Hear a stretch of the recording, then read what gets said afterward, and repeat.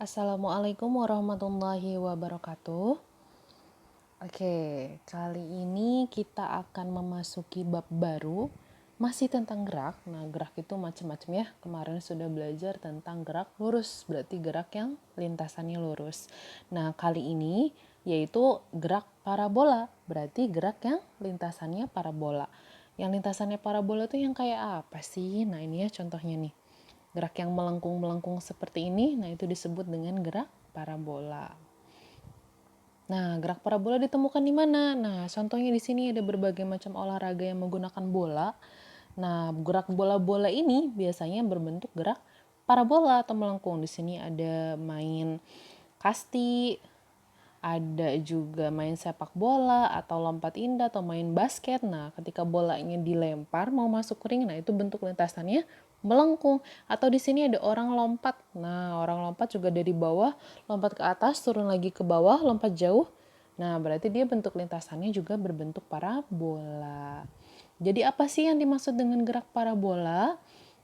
Nah, ini ya, gerak parabola yaitu gerak yang lintasannya bentuknya parabola. Sama kayak kemarin gerak lurus, berarti gerak yang lintasannya lurus.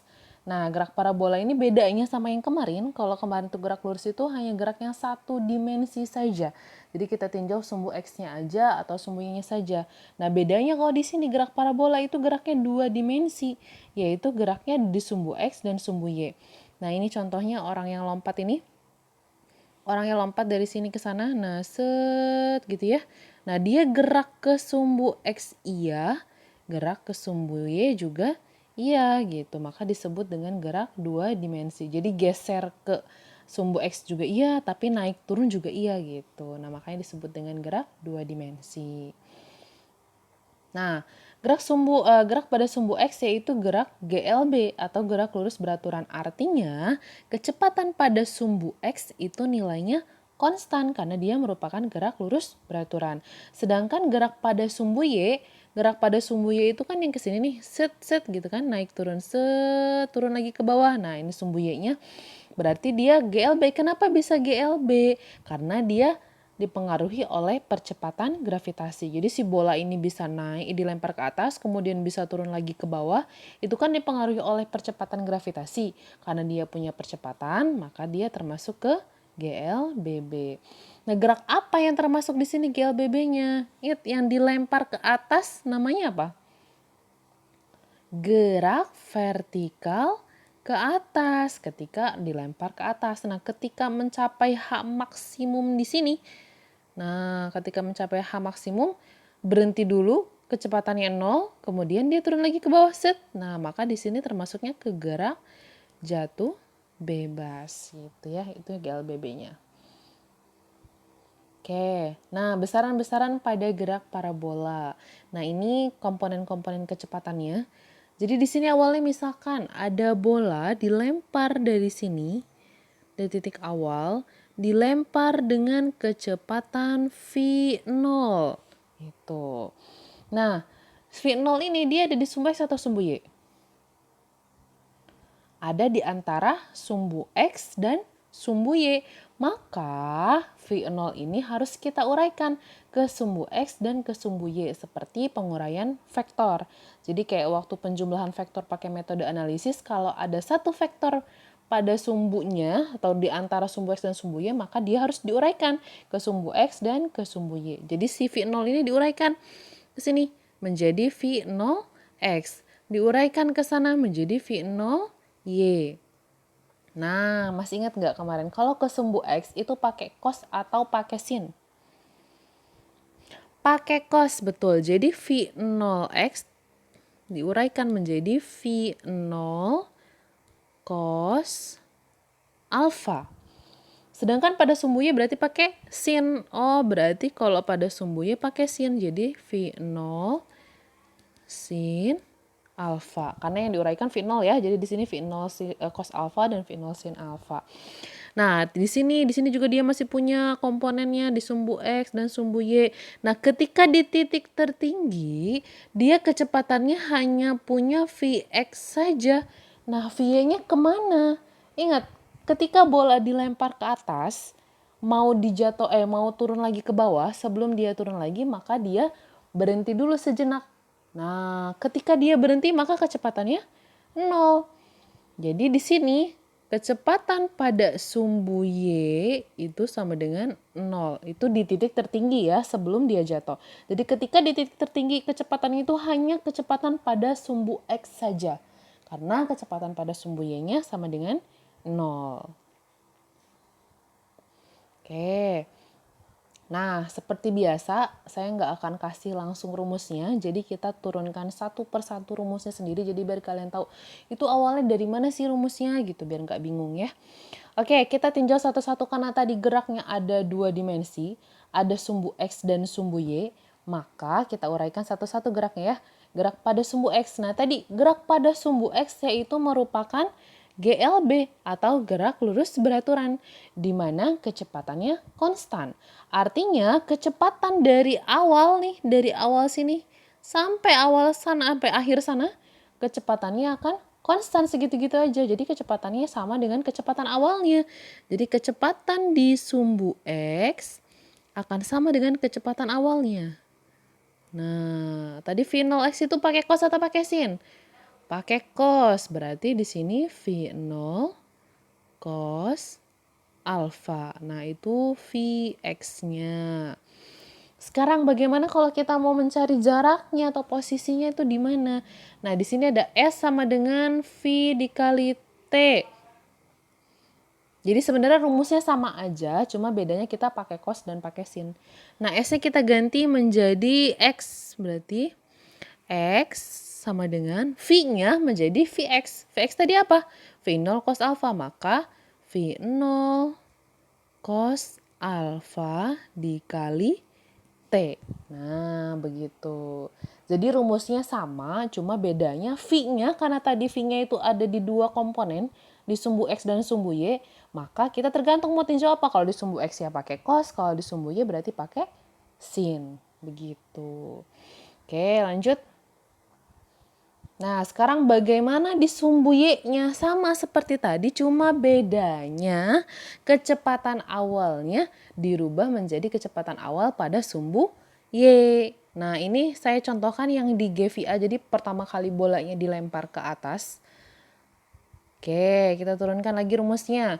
Gerak parabola, di sini ada patokannya GLBB berupa gerak vertikal ke atas. VT sama dengan V0 min GT. Berarti di gerak parabolanya VT-nya menjadi kecepatan di sumbu Y, karena ini di sumbu Y. V0-nya berarti menjadi V0Y. V0-nya tadi pakai sin atau pakai cos? Pakai sin, berarti V0 sin alfa min GT gitu. Berarti yang kedua jadi gimana?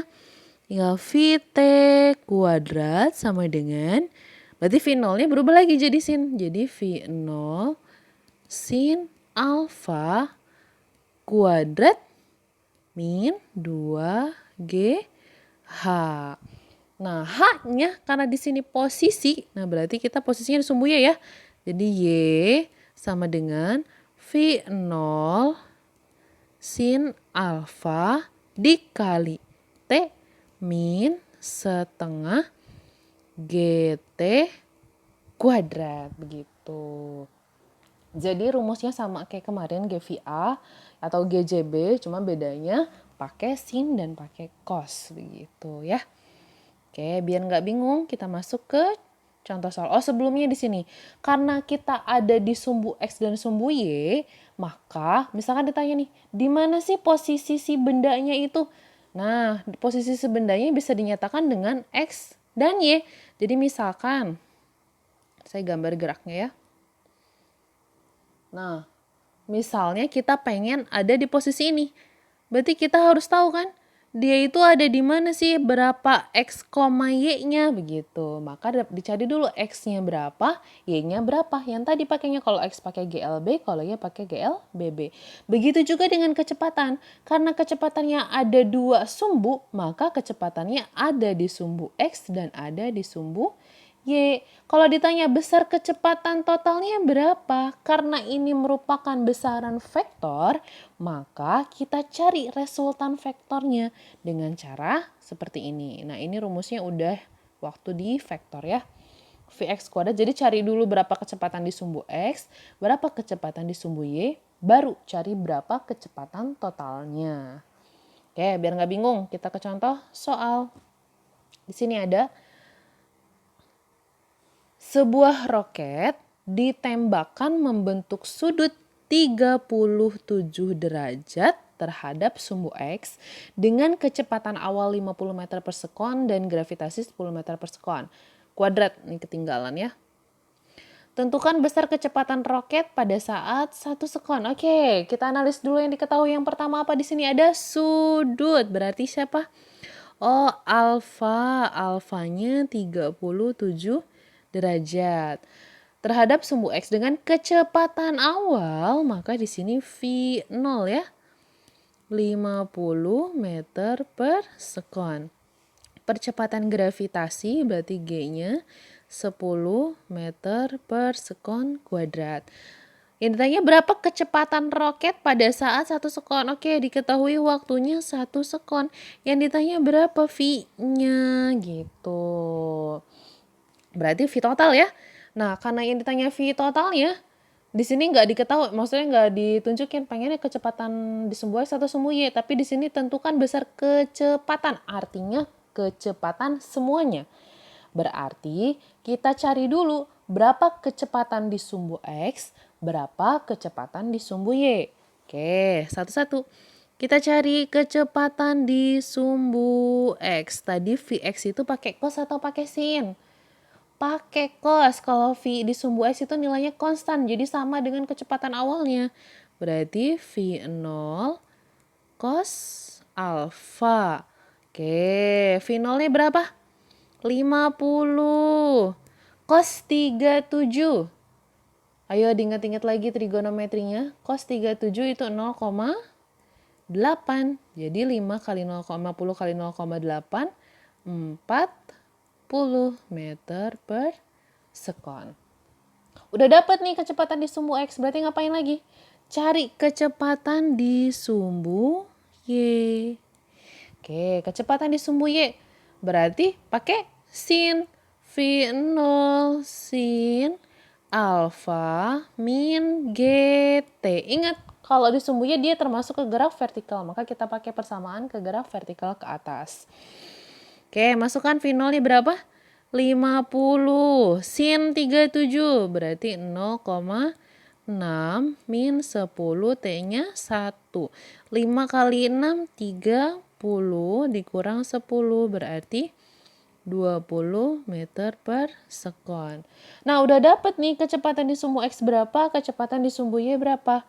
Cari kecepatan totalnya pakai penjumlahan vektor. V sama dengan akar Vx kuadrat ditambah Vy kuadrat.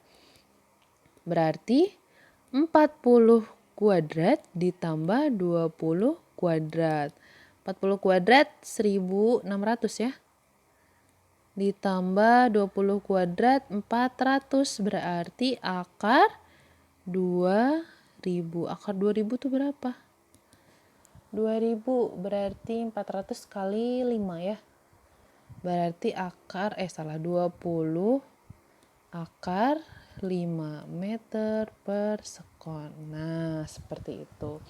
Jadi cari dulu kecepatan di sumbu X, cari kecepatan di sumbu Y, baru cari kecepatan totalnya. Biar nggak bingung, satu contoh lagi. Oke, nah ini. Sebuah bola dilemparkan condong ke atas dengan sudut elevasi 45 derajat dan kecepatan awal 20 meter per sekon. Pada suatu saat, benda mencapai jarak 30 meter dalam arah mendatar. Tentukan ketinggian bola saat itu. Oke, di sini diketahui yang pertama ada sudut elevasi berarti alfa. Oh, alfanya 45 derajat. Kecepatan awalnya V0-nya itu 20 meter per sekon. Suatu saat, benda mencapai jarak 30 meter dalam arah mendatar. Berarti mendatar itu sumbu X atau sumbu Y? Sumbu X, oke. Berarti diketahui di sini X-nya 30 meter. 3 ya, maaf tulisannya jelek. karena pakai di HP, jadi dan pulpennya nggak sensitif. Jadi tulisannya begitu. Yang penting paham ya, nanti disalin di buku biar lebih paham. Oke, yang ditanya tentukan ketinggian bola saat itu. Berarti berapa sih Y-nya? Gitu kan. Nah, ingat kalau X ya disumbu X dia GLB. Kalau disumbu Y berarti GLBB atau gerak vertikal ke atas. Kalau mencari Y di persamaannya pakai persamaan yang kemana? 1, 2, atau 3? Persamaan ketiga berarti Y sama dengan V0 sin alfa dikali T min setengah GT kuadrat. Oke, karena persamaannya ini yang nggak ada apanya? V0 ada, alfa ada, oh T-nya yang nggak ada. Maka kita cari dulu T-nya dari mana. Oh ini diketahui ada X-nya loh di sini. Nah, X itu tadi apa? X sama dengan V0 cos alfa dikali T. X-nya berapa? 30. V0-nya berapa? V0-nya 20. Cos 45. Berarti setengah akar 2 dikali T. Oke, berarti nih 30 sama dengan 10 akar 2 dikali T. Berarti T sama dengan berapa? 3 per akar 2. Atau kalau kita rasionalkan penyebutnya menjadi 3 per 2 akar 2 sekon. Oke, udah dapat nih T-nya. Yang ditanya Y-nya. Ya udah kita masukkan pakai persamaan yang ini. Berarti Y sama dengan V0 sin alfa dikali T min setengah GT kuadrat. V0-nya 20 sin 45 setengah akar 2 dikali T-nya. Yang tadi ya. 3 per 2 akar 2. Aduh tulisannya ya. 3 ya itu. Dikurang setengah GT kuadrat. Berarti setengah dikali 10 dikali T-nya tadi 3 per 2 akar 2 dikuadratkan. Nah, udah ini tinggal matematikanya dihitung sendiri ya. 20 kali setengah akar 2 dikali 3 per 2 akar 2 dikurang setengah dikali 10 dikali 3 per 2 akar 2 kuadrat. Coba dicari ini berapa jawabannya. Tinggal dihitung aja. Yang penting kalian paham konsep fisikanya ya. Sisanya itu tinggal matematikanya aja. Oke, sampai sini paham? Kalau belum paham boleh tanya ya. Lanjut. Nah, ini ada latihan seperti biasa, latihan dikerjakan di buku tulis, kemudian difoto atau di-scan, dan di-upload ke e-learning.